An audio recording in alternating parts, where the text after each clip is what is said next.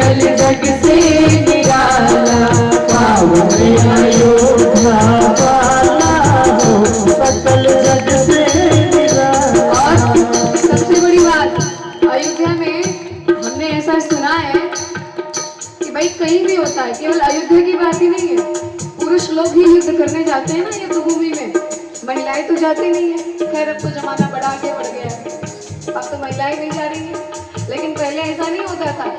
पुरुष कहते थे पुरुषों के रहते महिलाएं युद्ध करें, फिर तो पुरुषों को चूड़ी पहन लेना चाहिए और घर में बैठना चाहिए। कभी पुरुष नहीं जा, पुरुषों के साथ महिलाएं नहीं जाती थी, लेकिन एक बार कई मैया ने जिद कर लिया था कि हम जाएंगे आपके साथ युद्ध में। जब देवासुर संग्राम हो रहा था, दशरथ जी महाराज मूर्छित हो गए थे, तब माता केकई उनके रथ को संभाल करके ले आई थी, और तभी दशरथ जी ने कहा था कि 2 वरदान मुझसे मांगो। और केकई मैया ने उस समय जितने लोग आते गए युद्ध करने के लिए, सबको धड़ाधड़ खत्म करते चली गई। बड़ी वीरांगना केकई मैया। तो अयोध्या की सखियां कह रही हैं, मिथिला की सखियां कह रही हैं कि अयोध्या में अगर पिता युद्ध करते करते थक जाते हैं तो माता जी तब युद्ध करना प्रारंभ करती हैं। सखियां कहती हैं, माई करे युद्ध तब तक बाप सुहताला, माई करे युद्ध तब तक बाप सुहताला, माई करे युद्ध तब तक बाप सुहताला, माई करे युद्ध तब तक बाप सुहताला। आंचल में उनके आंचल में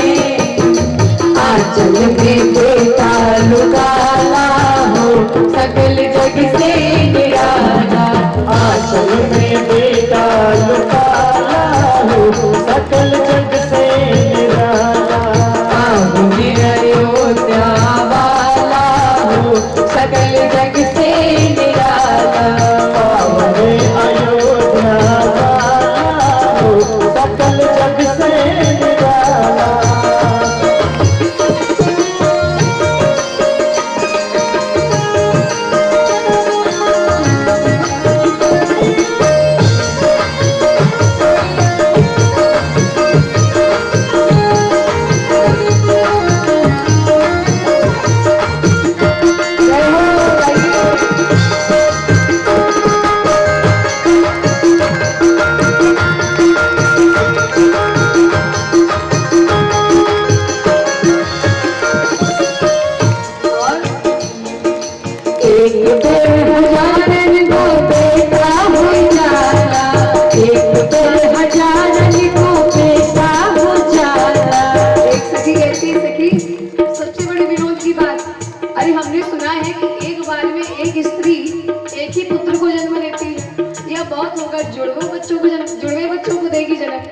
लेकिन 5-6 को तो जन्म देती नहीं है।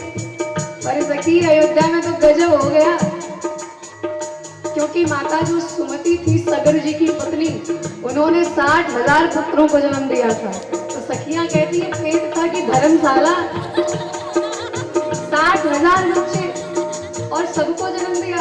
सखी कहती है एक पेड़ हजार को बेटा हुई जाला, एक पेड़ हजार को बेटा हुई जाला, एक पेड़ हजार को बेटा हुई जाला, एक पेड़ हजार को बेटा हुई जाला।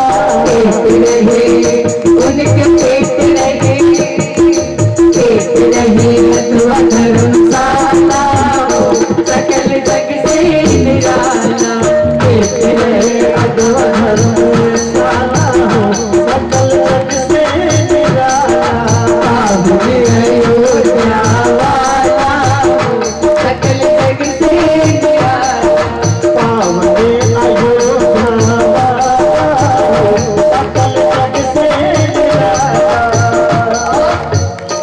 एक सखी कहती है कि गजब तो तब हो गया। हमने सुना है और यही आज तक हमने देखा है कि माताएं ही केवल बच्चों को जन्म देती हैं।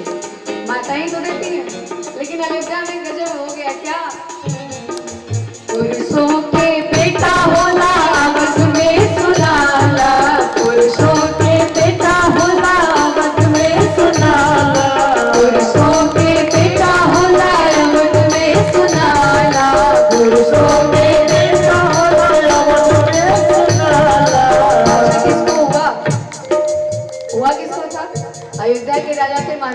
युवनाश्व, ये सखियां गलत नहीं जा रही हैं, सही जा रही हैं। महाराज युवनाश्व थे, उनकी कोई संतान नहीं थी, तो युवनाश्व जी महाराज ने यज्ञ करवाया। वशिष्ठ बाबा आए, यज्ञ करवाए।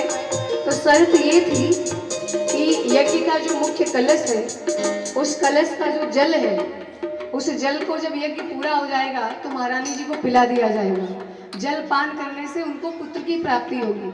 शर्त तो यही थी। लेकिन जब यज्ञ पूरी होने वाली थी, उसी दिन रात में नियम ऐसा था कि यजमान को यज्ञशाला में ही सोना पड़ रहा था। तो महाराज युवनाश्व यज्ञशाला में ही सोए थे। उनको रात में प्यास लग गई, और जब रात में प्यास लगी तो सोचा अब किसको बुलाऊं, इतनी रात हो गई है, अब राजा हूं तो क्या हुआ, एक गिलास पानी नहीं ले सकता क्या? उठ करके गए और वही कलश पकड़ में आ गया और उठा करके